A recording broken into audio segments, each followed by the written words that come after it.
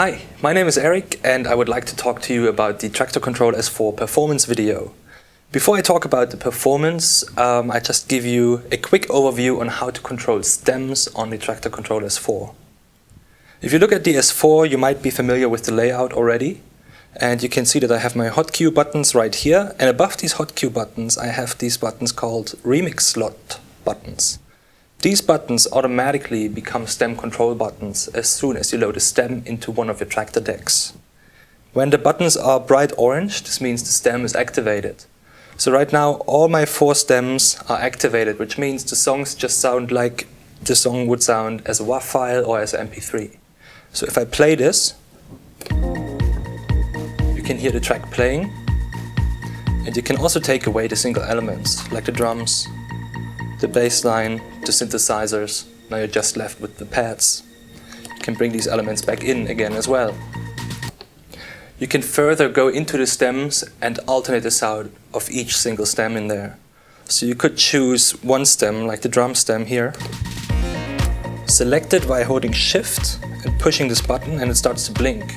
Now when this stem is in blinking state, this means these 2 loop encoders become stem controllers. The left one will control your volume for the stem. So I can turn down the volume right here. If I push it down, I reset the volume for the stem. The right loop encoder becomes my low pass and high pass filter knob. So I can low pass filter the drums, or I can high pass them. Again, when I push this down, I will reset the stem. When talking about the performance that I'm gonna explain to you in a bit, it's also important to know what kind of load markers and hot cues I used within the performance. I didn't just use normal hot cues like these loop hot cues or like the normal blue hot cues here. I also used load markers, and I used fade in and fade out markers. Load markers are really cool because as soon as you load up a track, the track will jump automatically to the point that you set the load marker at. So instead of having to go through all the intro and searching for the right part to start the track from, you just load up the track and it will be right there where you want it to be. The other thing that I used were fade in and fade out markers, which are pretty cool because as soon as Traktor hits a fade out marker in one deck, it will automatically start playback of the other deck's fade in marker position. This way I could do a little more things on the side while Traktor was starting the tracks automatically for me.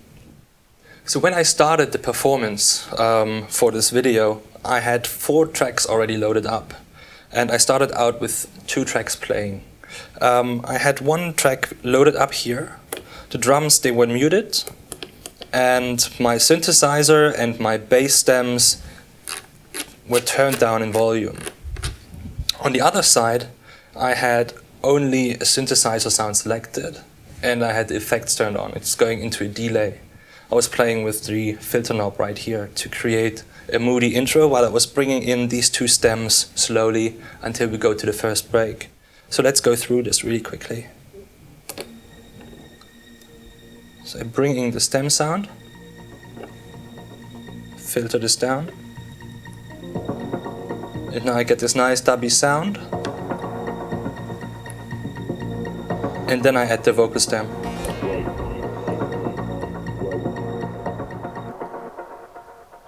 So I was doing this to create the intro, and then you will see on my laptop screen that there is a fade out marker coming up. As soon as this track is hitting this fade out marker, you can see how this track will jump to another position, and in that moment I'm turning off the effects and I'm punching in the drum and the bass stem of that track. So I create a nice little drop into the main performance. Let's go through that.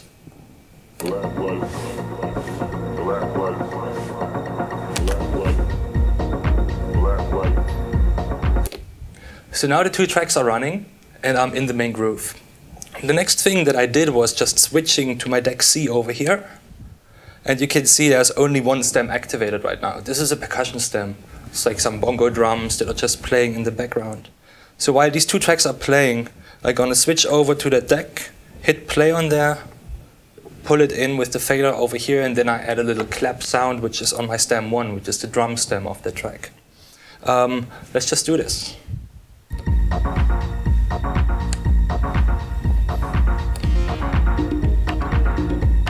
Now I'm adding the snare. And then as the next part, I just turn on this bass stem right here, turn off the loop, which is currently activated for this track, and I'm turning off this bass stem over here. So now these tracks are running, and I'm introducing a new track over here on my deck D. First of all, I select this melody stem and low pass filter it.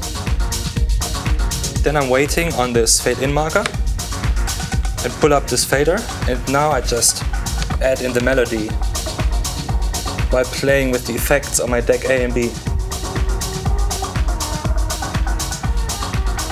And in the next bit, turn on these faders and switching over to the main part of that track, just adding the drums and adding the bass. So I turned down faders A and B, where I had this delay on post-fader mode, so I could turn them down and the sound would just wash out a little bit. And then in that moment, there was a little break in my deck C, and at the moment when I hit the break, I pull the faders down, exaggerate the break on deck C, and then punch in drums and bass right on the one to create a new drop into the new track. After that, I could slowly take down track C because there was not too much going on and this main track was taking over the whole pace of the performance. Right after that, I do a bunch of hand movements because I need to load up a new track. Actually, I need to load up 2 new tracks. On the S4, that's pretty easy because I just need to press down the browse button, and then you can see my cue buttons here blinking, and I just need to select the track that I want, which is the Steve Buck track here in the display. Press the cue button for deck A, which loads the Steve Buck track right into deck A, and then I just scroll down and load up the beat track here into my deck B. Then I leave the browse mode, and my decks are loaded up. So, Steve Buck. There is a load marker for my Steve Buck track right here.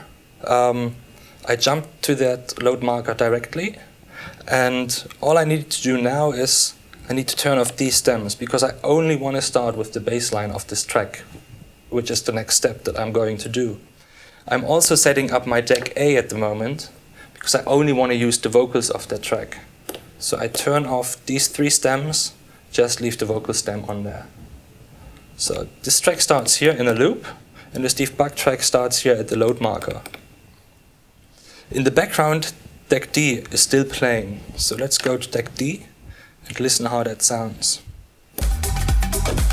When deck D is playing, I'm hitting another hot cue, which is just a marker for myself, so I know what's going to happen next. And as soon as I hit this hot cue, I turn off these drum tracks and the bass track and start my deck A and have the fader moved up. So I'm creating a break right now.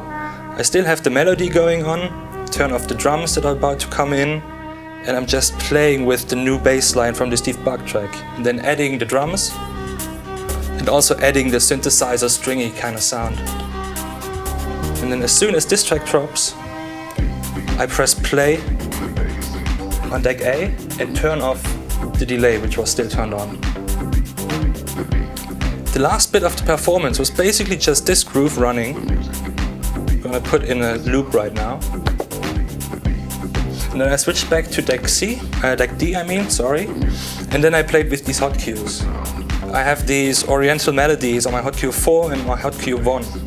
If I hold down hot cue 4, it will extend the melody and it will give me a little bit of a alternative sound to it as well. So let's just do this really quickly. So you can see I'm just performing this melody.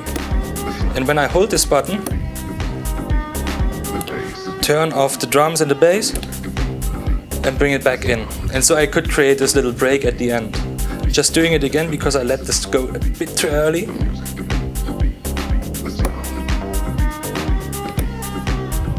Now I hold it down, turn it off, and bring it back in. And to stop the performance, I just dialed in the effects again